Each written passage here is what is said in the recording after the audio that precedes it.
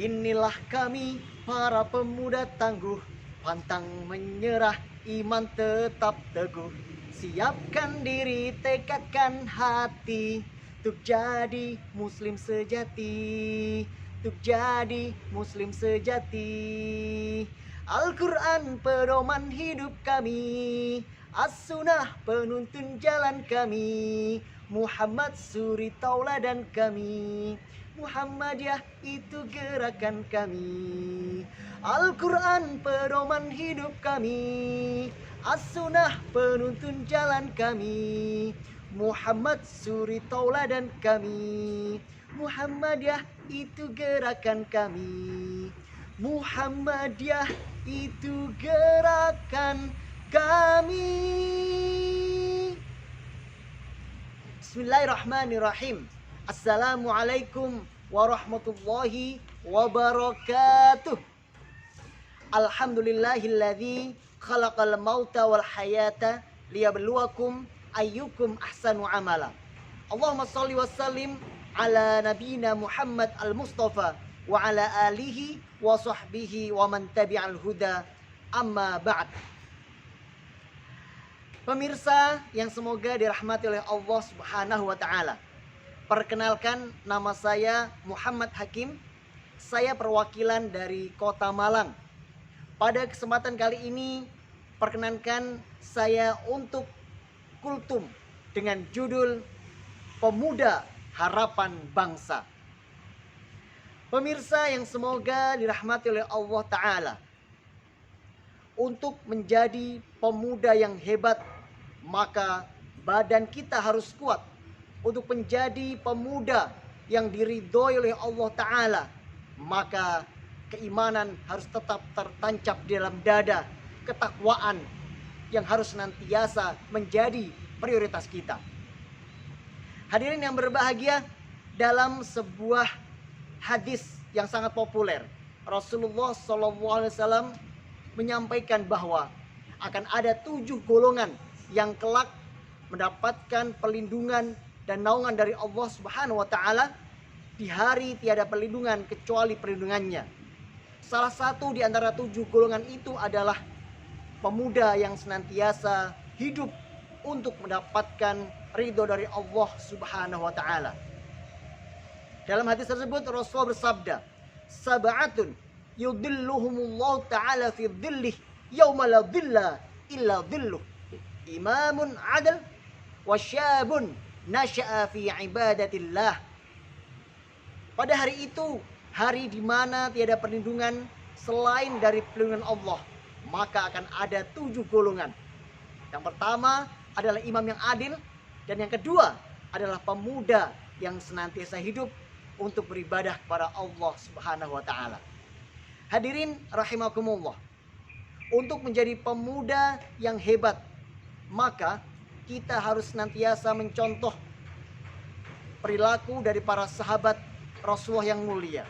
Di antara para sahabat yang dia masih muda, pada saat itu dia menjadi satu-satunya utusan Rasulullah untuk berdakwah di kota Madinah. Beliau adalah Mus'ab bin Umair. Mus'ab adalah pemuda yang hebat, pemuda yang kuat, bukan hanya jasmaninya tapi juga rohaninya. Dia rela meninggalkan kekayaan yang diberikan oleh orang tuanya untuk mendapatkan petunjuk dari Allah Subhanahu wa taala. Mus'ab bin Umair disiksa, dihina dan dicaci maki oleh keluarganya sendiri. Namun keimanannya tetap teguh, keimanannya tetap tertancap di dalam dada.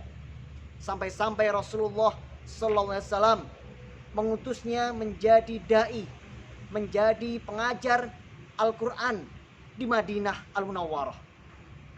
Hadirin yang berbahagia, di masa mudanya Mus'ab bin Umair menghabiskan masa mudanya untuk mencari keridhaan Allah dengan dia menjadi pengikut Muhammad Rasulullah, menjadi sahabat yang mulia. Bahkan ketika kelak di perang Badar, Mus'ab bin Umair wafat di sana menjadi syahid. Masya Allah, begitu besar pengorbanan Mus'ab bin Umair untuk agama Islam tercinta kita. Hadirin yang berbahagia, untuk menjadi pemuda sekelas Mus'ab bin Umair, maka Al-Quran harus menjadi pedoman, As-Sunnah harus menjadi tuntunan, dan tentu Nabi Muhammad SAW harus menjadi panutan kita. Hadirin yang berbahagia, pemuda harapan bangsa yang kelak insya Allah akan menjadi pemimpin-pemimpin yang adil, pemimpin-pemimpin yang bisa mengayomi rakyatnya. Maka salah satu caranya adalah dengan kita sebagai orang tua. Kita harus mendidik putra dan putri kita untuk dekat dengan Allah Ta'ala. Bagaimana caranya? Cara yang paling mudah dan yang paling utama yang Rasulullah ajarkan, dengan cara kita mendekatkan diri kita kepada Allah dengan melaksanakan sholat 5 waktu tepat waktu. Allah Subhanahu wa Ta'ala berfirman dalam Al-Quran surat Al-Ma'arij, tepatnya ayat yang ke-19, innal insana khuliqa halu'a idza massahu syarru jazu'a wa idza massal khairu manu'a illal musallin alladzina hum 'ala salatihim daimun. Bahwa manusia sejatinya berada dalam kehidupan yang resah dan gelisah. Mereka ketika mendapatkan ujian, mereka menjadi lupakan Allah. Namun ketika mendapatkan kenikmatan, mereka menjadi kikir dan pelit. Kecuali orang-orang yang melaksanakan sholat, yaitu daimun. Sholatnya senantiasa tegak, sholatnya tidak pernah terputus. Dia memahami makna dari sholatnya. Maka hadirin rahimakumullah, jika kita ingin menjadi pemuda yang tangguh, pemuda yang diridhoi oleh Allah, maka jagalah sholat kita. Dan apabila kita menginginkan putra dan putri kita kelak menjadi pewaris agama Islam yang kita cintai ini, maka ajarkan kepada putra putri kita untuk sholat tepat waktu. Jangan sampai kita meninggalkan sholat apapun dan bagaimanapun kondisinya. Semoga Allah Subhanahu wa Ta'ala meridhoi kita, meridhoi bangsa kita, menjadikan pribadi kita pribadi yang senantiasa bertakwa kepada Allah.